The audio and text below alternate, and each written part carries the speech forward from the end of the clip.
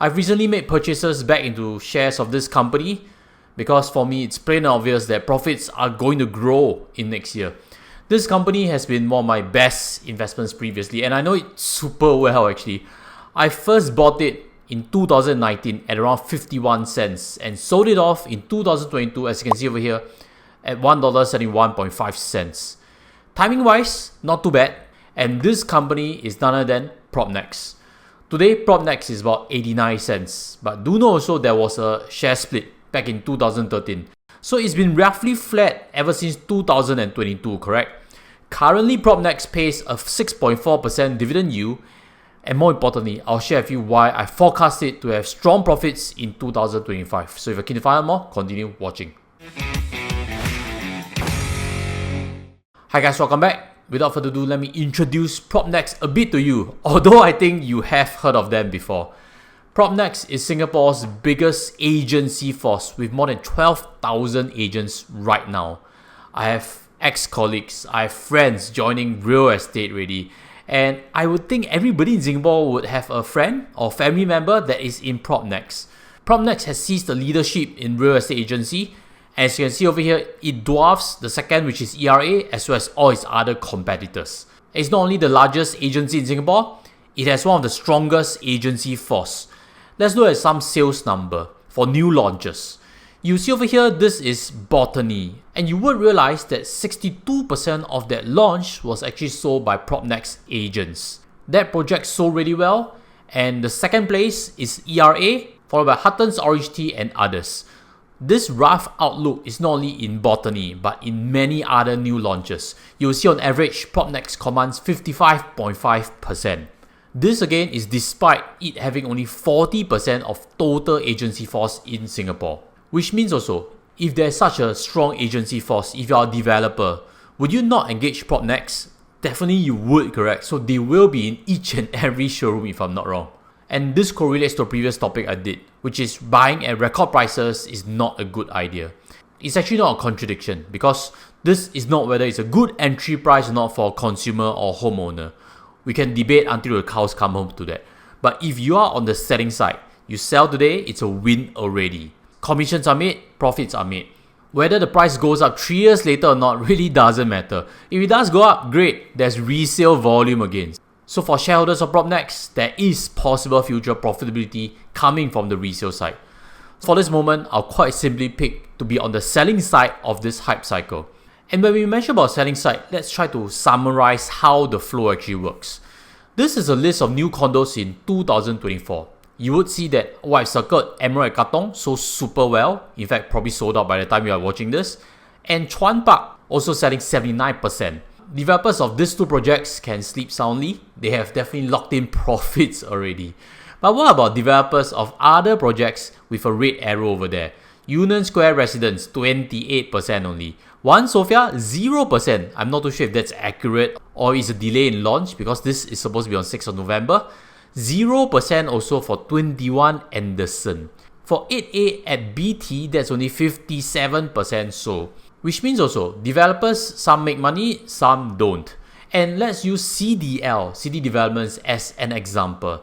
CDL actually is the developer for Norwood Grand, selling 84% as you can see over here. Very nice, correct? Why not buy CDL? CDL on the other hand also is the developer for Union Square Residence, which is not selling too well. So for developers, it's a hit and miss. Whereas for real estate agency, don't sell, never mind, I'll sell something that's easier to sell. The money is made in the selling, in the service itself. And speaking of that, when it's hard to sell, you should know what developers do, right?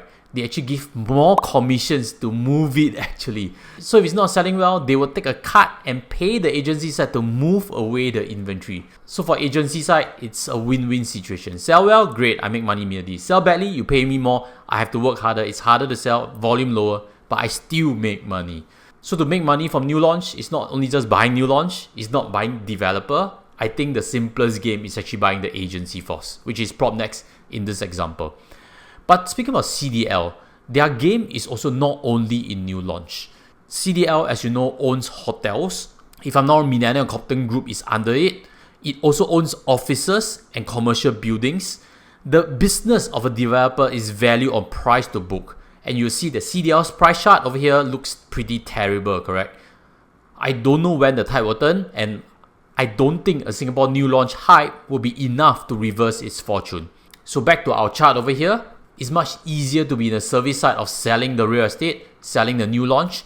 And how it actually works is for an agent, he or she will make 70-90% of the commission, and the rest is actually paid to Propnex. They take a cut of it, they provide the trading, the compliance, the finance, and the marketing opportunities as a company and agency team. And to shareholders, after all costs, you get a share of the profit. That is what will be net profits to investors. Let's move on next to understanding the new launch cycle. Over here, this is a 20-year map of how much new launch volume there is in Singapore. The first thing that we can observe is that first half 2024 is pretty bad, correct? Almost an all-time low. In fact, if you see from 2021 onwards, new launch volume has been declining year on year. I've also circled at a point in 2011, 2013, there was a market hype also. Back at that point of time, new launch was selling like hotcakes. But these numbers, I don't think will reach back anytime soon because foreigners are no longer speculating in Singapore's market. Previously, there was a lot of sub-sale in that period. So all these seller stamp duty measures started to come on then because of that new launch hype. So what I think is realistic is to imagine 2025 to climb back up to a 10,000 mark, which is what I'm drawing in the red arrow over there. I think the possibilities are strong. And to help you understand how it works, today when there is a unit sold in a new launch in November, the commission will be paid in first quarter 2025 only. That's where it's completed, correct? The commission is paid out. Which means if October, November and December's sales is done, the money will come in first quarter or in most second quarter of 25. And if you were to see the sales number, you would realize there is a surge up in October this year already. Developers have sold 734 units in 1 month itself. And the biggest contributors are Norwood Grand, which is by CDL, the first video I've done on, as well as from Mayer Blue. These two launches put a lot of unit sales, and the full list can be seen over here. 738 is pretty good until you realize what is going to happen in November. Who came out in November? Chuan Park and Emerald of Katong. Two champion projects. 700 units have moved already in Chuan Park. 800 units have moved already in Emerald of Katong. So in total, they combine to 1,500 themselves already. We haven't included other launches which are also still selling on a day-to-day basis. November's final figure is not yet out as of this time of filming, but I would think it could be around 1,700 units. So all in all, I think first half 2025 looks pretty good. And what does that mean for profit projection? This over here next is a segment breakdown of Propnex's profits. Let me share a few quick summaries on how to understand this. And before I get there, help me smash on the subscribe button, especially if you have benefited from the research and information I've spent hours to collate for you, and help us march towards 60,000 subscribers and impact more Singaporean families.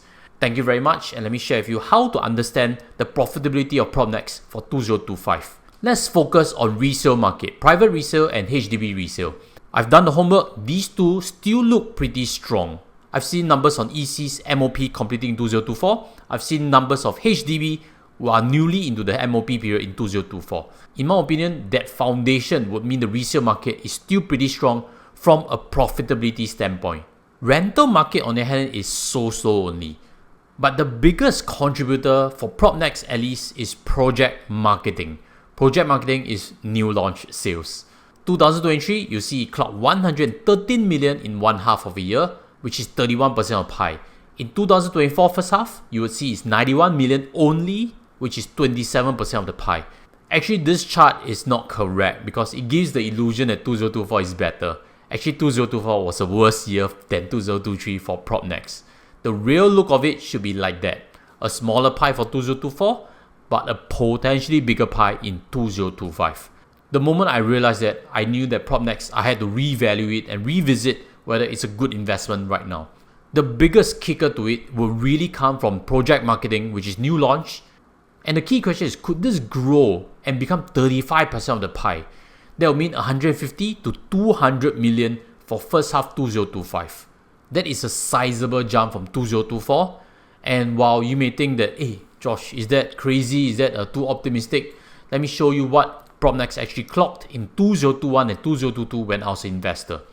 Project marketing was 46% of the entire pie. They clocked 430 million in financial 2021. I need to dig back whether does this project marketing include other sectors in commercial side or not, because sometimes the company can change its definitions. But what you can see over here is clocking 150 to 200 million in profits in an up cycle is actually not difficult for Propnex. In 2022, project management itself clocked 37%, which is around $370 million. In 2022, that's actually when Propnex clocked $1 billion of revenue. To achieve these big numbers in project marketing for new launch, I think we need to also understand the new pipeline coming in first half 2025. This is a quick snapshot, and we would see that the pipeline is pretty strong. Judging from this, the number of units from a rough count could be 7,000, 8,000 units. And if they were to all launch successfully, I think even second half's commission could be quite strong for Propnex. This is why I believe most analysts on the ground and market in general has not factored in this property hype cycle. Growth forecast for Propnex is pretty muted when we look at the August report because property launch was still relatively quiet. So my thinking is, if these numbers are conservative, would there be an upward revision of expectations? And not just that, would Propnex actually be able to beat expectations quite comfortably when they report their profitability coming from new launches? If they are to come true, I do expect the share price to reflect positively. The next question has to be, Josh, what are possible risk factors, correct? You said so many nice things about possible profitability. Biggest risk factor, as always, is government cooling measure. I've invested through a period of 3 years in Propnex. Whenever there's a cooling measure coming in, you would see the price correction on that very day. But still, if cooling measures comes about, I'll still think it's better owning Propnex shares than getting stuck with a big property loan if I were to speculate in a new launch. On the other hand, if no cooling measures come until 2026, for example, I expect profitability to swell for Propnex as what I presented in this entire episode. Dividends of 7 cents forecasted could even be higher. We don't know about it yet. And for myself, I do see the potential of a bagger in Propnex. Let me know in the comment sections whether you agree or not. And as always, check out some previous videos I have on this new launch hype cycle. If you're the first time hearing it, I think it could be an eye-opener. I have a series on it already. And as always, I'd like to invite you there and learn further. With that, for me, I'll see you there. Take care as always. Goodbye.